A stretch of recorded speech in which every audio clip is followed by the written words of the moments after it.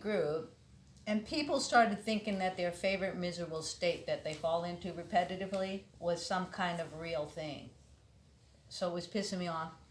So then and anger's my best thing for this kind of work. When I get pissed off, it always takes me to a better space because I have to think, what's pissing me off? And then, and so Courtney's was this Barbie thing of her and Kendall were going to go off and live happily ever after. And when reality didn't like match Barbie, she would have all kinds of ideas, thoughts, feelings, and actions. And so when we that wasn't what's inspired favorite miserable song. But then we started to look at, what's your favorite miserable emotion that you slide into repetitively? And then sometimes we even looked at the slide, what triggers it and then how you get there. And it's not real. I mean, it is real in that you act like a puppet and you're manipulated by it. So for Courtney, it was Barbie, and then it could be misery or depression or whatever. Got it? Another woman, her favorite miserable space was pathetic. She's an amazing, competent woman, but she would just fall into pathetic. And so we'd say, oh, pathetic's happening now. Oh, pathetic's happening now. And then Ishka said a really interesting thing when we were just sharing. He said he does not like it when somebody embraces him and hugs him and supports his fucked upness. That's not support, and that's not love, and that's not caring. It's actually making people small. And if I want to support making you small and you less than who you are, that's not what I want to do with my energy. So it's good that you get irritated at that. Irritation's very good. So you want people who support you being alive and whole and awake and your bigger self. Yeah. So one of the fun things we were doing is just made a song about that miserable place. Especially like if you start feeling a lot of self-pity, and that's your favorite miserable place, self-pity. Like, everybody hates me, nobody loves me, I'm going out and eat worms. We started to make songs about it, big, fat, juicy ones. And get off on your favorite miserable state. If you're going to be miserable, like, get off on it. If you're not going to get off on it, don't do it. Got it? So that's one of the things we worked with for a long time. Just really reset. And that's another concept. Somebody want to explain that? Ishi, you're a good resetter. What's reset?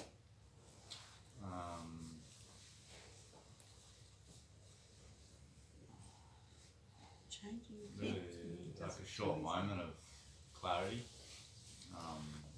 openness to the moment, and it realigns you with now. And from there you can move forward instead of going on a trajectory of story and blah blah blahs. So it's a pause and then movement from that.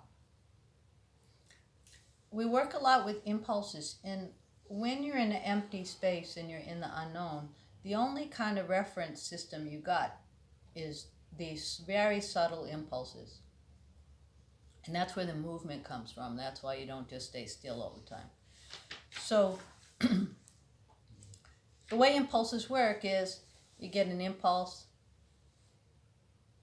you follow that, it gets flat, and another impulse occurs to you, follow that. Then you do something else and it falls flat and you go, that's not it. And sometimes you get an impulse off of the wrong thing. That works just as good. You touch Hunter and then it's dud, dud, dud, and you go, oh, that wasn't right. And then you center. What you don't want to do, you want to keep coming back to reset. You don't want to go off, off, off, off. Then you're very far away from source. Does that make sense? You want to keep coming back to reset. You want to keep coming back and getting your next impulse off of reset. Not off of 5 impulses down the road. So that's a habit, and you can do that easy. You just train yourself to do that. You come back to reset. and we're just moving in space a bunch of conditioning, social conditioning, geographical conditioning, gender conditioning, your family of origin conditioning. You're just a bunch of conditioning moving through space unless you're on. So if you're a bunch of conditioning moving through space, you're just making it up. It doesn't matter what it is. You're making it up. So reset. Reset. You know, I'm miserable because my boobs are too small. You know, you're making up all that stuff.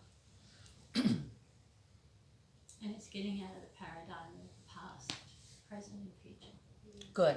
Past and future referencing. We're taught that to do in school. You know, you're always taught to past or future reference, past or future reference. But reset, feel impulses from here. Reset, feel. And when you're doing this, you start to wake up, and we'll be playing with this today, to another kind of intelligence. What strikes me is the way that our school system works and our culture works. It keeps reinforcing a non-trust in ourselves, as if we're not innately okay, as if we're not innately smart, as if we're not innately curious. So when you reset, you'll start to feel really sad for all the times that you were mistrusting yourself by making these external things that you had to go by. Does that make sense? You start to really see how you've been doing self-abuse. And there is an innate intelligence, and it grows. It wants to be noticed, and it grows. So we work from there.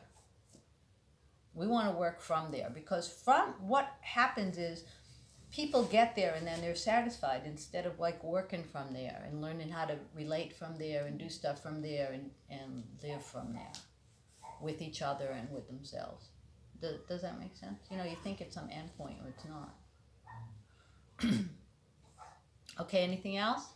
I notice I use the reset to help me with my loop thinking, but I also use, you know, what else might I be thinking, what else might I be feeling, to drop loop thinking. Right, that's very good. When I'm looping, what am I not noticing? Yeah. What am I not noticing right What now? else might I be thinking? What am I not feeling right now? You know, I'm miserable, self-pity, pathetic. What am I not feeling right now? What am I not seeing right now? What am I not seeing about Hank right now? When I'm thinking this, what am I not noticing about Rebecca right now? When I'm thinking this, what am I not noticing about Joss right now? When I'm feeling this, what am I not noticing about what's happening around me? That's a nice way to get out of loops. It's true. Good, thank you. Yeah. It's nice, fast, good, solid.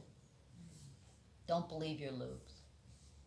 And I use a little push off is the question, do I know it to be true?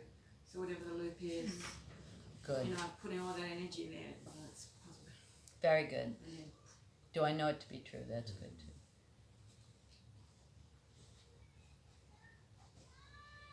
I think one strategy for looping is to kind of go outside your mind and see your thoughts from another perspective, rather than let them take control of your body and mind, but to see them and see the root of those thoughts, and then shift your perspective on why it's happening and why it's not real, and then you turn into the actual emotion behind it. Not bad. That's really cool. Shifting perspective's great to get you out of this one. Very cool.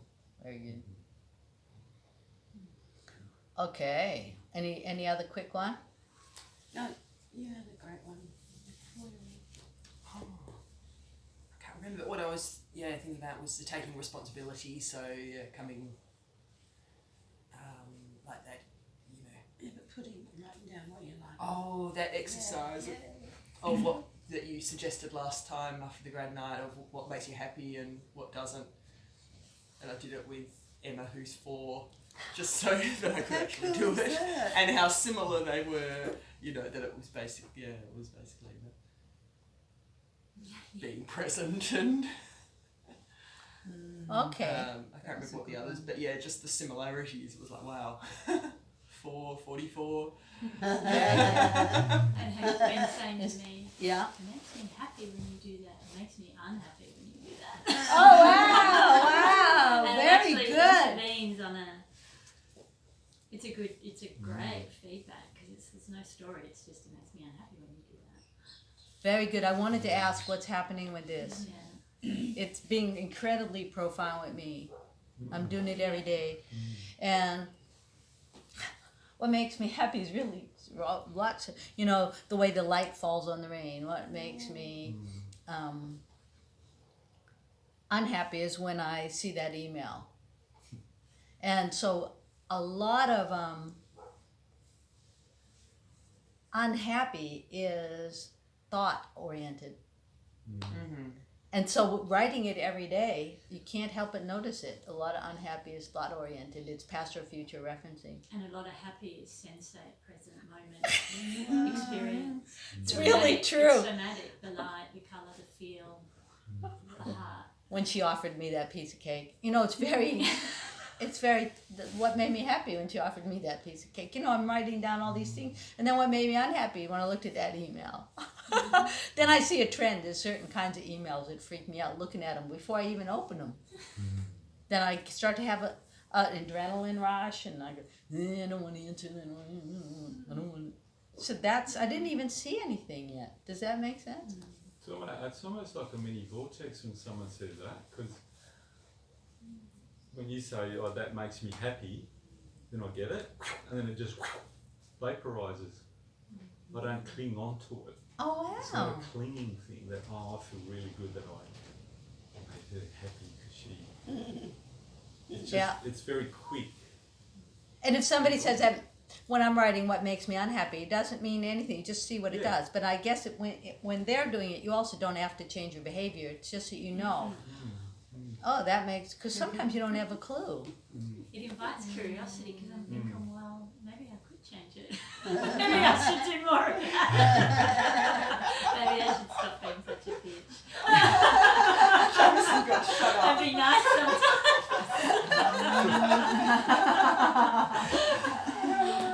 Yeah, that's another one. Good. Yeah. The whole part. It happens when there's no pressure to... Yeah. It's playful. Yeah. Okay. So get up and just, we'll just do a little breathing. Now,